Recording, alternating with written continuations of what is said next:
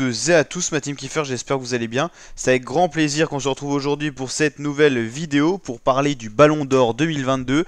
Et c'est bel et bien Karim Benzema qui a été sacré Ballon d'Or 2022. Ça avait commencé à fuiter un peu. Ça faisait déjà quelques temps qu'on avait de possibles espoirs pour que le Ballon d'Or soit français, pour succéder à Zinedine Zidane, qui était d'ailleurs là pour remettre le trophée, le Ballon d'Or 98. Ballon d'Or également parce qu'il avait aidé l'équipe de France à gagner la Coupe du Monde en 98. C'était la première Coupe du Monde pour les Français.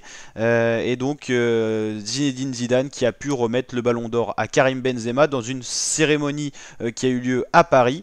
Donc on voit Zizou qui redonne le Ballon d'Or à Benzema. Donc Benzema qui succède à Lionel Messi qui avait été Ballon d'Or l'année dernière en 2021.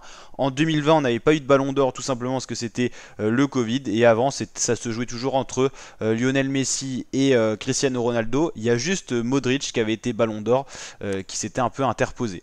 Donc voilà, c'est Cristiano Ronaldo qui a... Enfin, Cristiano Ronaldo, rien du tout, mais Karim Benzema, le joueur du Real Madrid, Ballon d'Or. Au niveau des autres nominés, donc le classement complet, donc Benzema, on l'a dit, Ballon d'Or. Deuxième, Sadio Mané pour le Sénégal. Troisième, le Belge Kevin De Bruyne. Les Belges qui ont été à la fête, parce que Thibaut Courtois a été élu meilleur gardien de l'année. Robert Lewandowski qui tourne toujours autour du Ballon d'Or mais qui n'a jamais eu quatrième. Cinquième, Mohamed Salah pour l'Egypte. Sixième, Kylian Mbappé, un autre Français dans ce classement. Septième justement est le premier gardien Thibaut Courtois. Huitième, le Brésilien Vinicius Junior. Neuvième, Luka Modric, le milieu de terrain.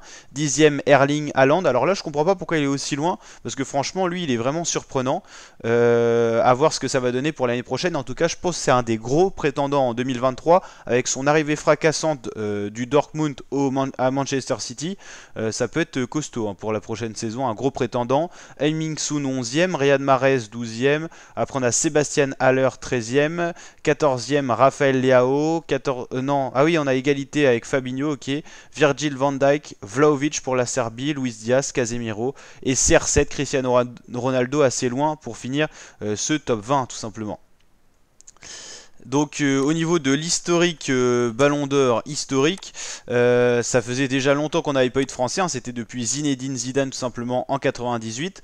Si on revient un petit peu sur le zoom, donc ça a été actualisé avec Karim Benzema, Sadio Mané, Kevin De Bruyne pour le top 3 2022. Il succède donc Karim Benzema à 2 années de Lionel Messi, après c'était Luka Modric et après il y avait eu 2 années de CR7. On voit que depuis 2008 c'est que CR7 ou Ronaldo, avec Modric qui s'était un peu reposé et là Karim Benzema. Alors est-ce qu'il y aura un possible doublé? En tout cas avant ça il faut savourer ce premier titre de Karim Benzema, mais en tout cas s'il fait encore une bonne saison avec le Real, pourquoi pas qu'il aille loin avec l'équipe de France en Coupe du Monde. Attention à Karim Benzema avec la Ligue des Champions, tout ça, ça peut être plutôt pas mal. En tout cas Karim Benzema, donc Ballon d'Or, ça fait plaisir. N'hésitez pas à mettre votre réaction en commentaire la team, likez la vidéo si elle vous a plu, vous abonnez, activez la cloche et je vous dis à très bientôt pour de nouvelles vidéos mes fratés. Ciao ciao.